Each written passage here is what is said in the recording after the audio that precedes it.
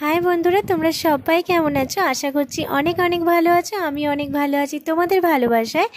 তো দেখো, আবার একটা নতুন ব্লগ নিয়ে চলে এসেছি। ব্লগটা কিন্তু পুরোটা দেখো, স্কিপ করো না। এটা হচ্ছে মে মাসের 4 তারিখের ভিডিও। জানি অনেকটা আপলোড করতে দেরি হয়ে গেল, পুরো 1 মাস হয়ে গেল, কিন্তু কি করব বলো, মানে আমি না একদম ভুলে গিয়েছিলাম। মানে ফোনে এডিট হয়ে পড়েছিল, ভয়েস ওভারটাও দেওয়া হয়নি, আর ওটা আপলোড করতে গিয়ে এটা একদম মাথা থেকে বেরিয়ে গেছিলো। তো যাই হোক, পুরো ব্লগটা দেখো। আর দেখো, ফার্স্টে আমি একটু শরবত খাচ্ছিলাম নুন চিনি লেবু দিয়ে, তারপর একটু ছানা কাটিয়ে ছানা খাচ্ছিলাম। তোমাদের কার কার ছানা ভালো লাগে আমায় কিন্তু কমেন্ট করে অবশ্যই বলো। তারপরে দুপুরবেলা এখানে ভাত, নুন, একটু আচার, আলু সেদ্ধ, আলু ভাজা, চপ দিয়ে ভালো করে খেয়ে নিলাম। কারণ এখানে আমাদের আগে সকাল মানে দুপুরবেলা শীতলা পুজো, তারপরে রাত্রিরে কালী পুজো, তার জন্য ঠান্ডার উপোস ছিল। আর এখানে দেখতেই পাচ্ছ মাইক দিয়েছে, 2 দিন ধরে মায়ের গান হচ্ছে। আমার তো ভীষণ ভালো লাগে এরকমভাবে বাড়ির পাশে এরকম যদি মায়ের গান হয়, কার না ভালো লাগে। পুজো পুজো একটা ব্যাপার থাকে, খুব ভালো, মানে মনটা খুব ভালো হয়ে যায়, এটাই আর কি। তো দেখো, আমি কিন্তু নেল এক্সটেনশন করেছিলাম, সেটা কিন্তু তখনও রয়েছিল, মানে আমার টোটালি 1 মাসেরও বেশি ছিল। তো খুব ভালো হয়েছিল। তো তারপরে আমার খিদে পাচ্ছিলো, বিকালের দিক করে বড়মশাই বিকালবেলা অফিস থেকে চলে এসেছিলো, আমার জন্য একটা বাউলে নিয়েছিল। তারপরে মা বাপি দিদিমা সবাই চলে এসেছিলো, একটু ঠান্ডাও খেয়ে নিয়েছিলাম। তারপরে বেরিয়েছিলাম হচ্ছে বড়মশাইয়ের সাথে একটু কেনাকাটি করতে। কেনাকাটি বলতে পুজোর জন্য, পুজো দেবো তার জন্য, তো কিছু জিনিস তো কিনতেই হবে।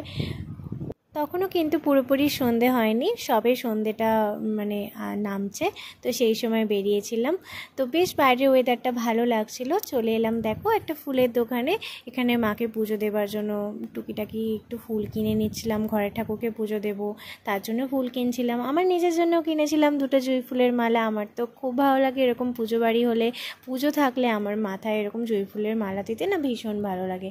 তো যাই হোক, কিনে এখান থেকে তারপর একটু ফল কিনতে চলে গেলাম। ফল কিনে যা টুকিটাকি কেনার ছিল কিনে বাড়ি চলে গেলাম। এখানে ফল, আলতা, সিঁদুর, সন্দেশ, ঘরে ঠাকুরকেও পুজো দেবো বলে সমস্ত কিছু কিনে পুরো রেডি করে রেখেছি।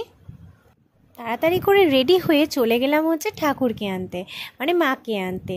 তো এখানে দেখতেই পাচ্ছ গরমে আমাদের পুরো হাল খারাপ হয়ে গেছে।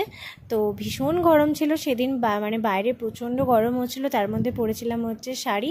তো মারাত্মক গরম পড়েছিল, থাকা একদমই যাচ্ছিল না। আর এই যে দেখো, মাকে ভ্যানে তুলেও দিয়েছে। আর কত লোকজন হয়েছে, কত ভিড় হয়েছে তোমরা দেখতেই পাচ্ছ।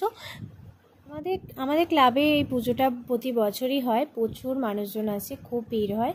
তো যাই হোক, তারপরে একটু ফুচকা খেয়ে নিলাম। ফুচকা খেয়ে কিন্তু আমি দৌড়ে চলে গেলাম, কারণ এবার যেতে হবে ওখানে। আর মাকে তো আমি এক পায়ে আর বড়মশাই আর এক পায়ে নুপুর পরিয়ে দিচ্ছিল, আর আমিও মাকে নুপুরটা পরিয়ে দিচ্ছিলাম। মা সামনে থেকে ভিডিওটা করছিল, যেহেতু বড়মশাইকে মানে ভিডিওতে ঠিকমতো দেখা যায়নি। আর একটা স্বপ্ন পূরণ হলো বলতে পারো। তো এটা বড়মশাইয়েরই স্বপ্ন পূরণ ছিল যে মাকে, মানে ও নিজের টাকায় মাকে একটু নুপুর করে দেবে, যতটাও পেরেছে ততটাই দিয়েছে।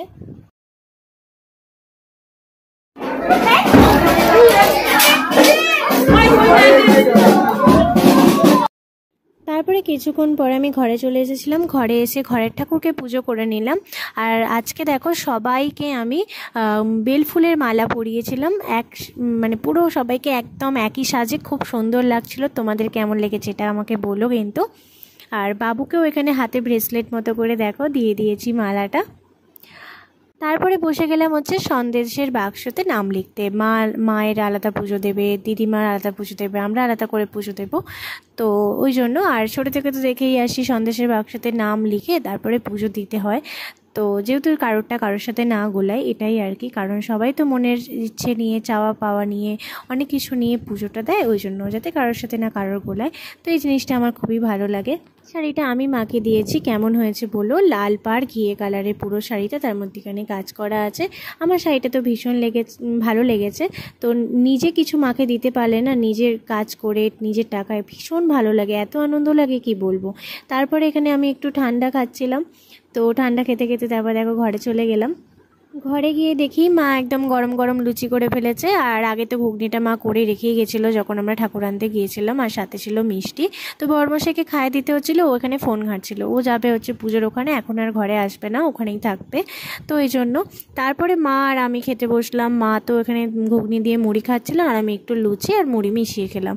কারণ মা না লুচি খেতে একদমই চায় না, যা গরম পড়েছে কেউই ঠিকমতো খেতে চাইছে না লুচি।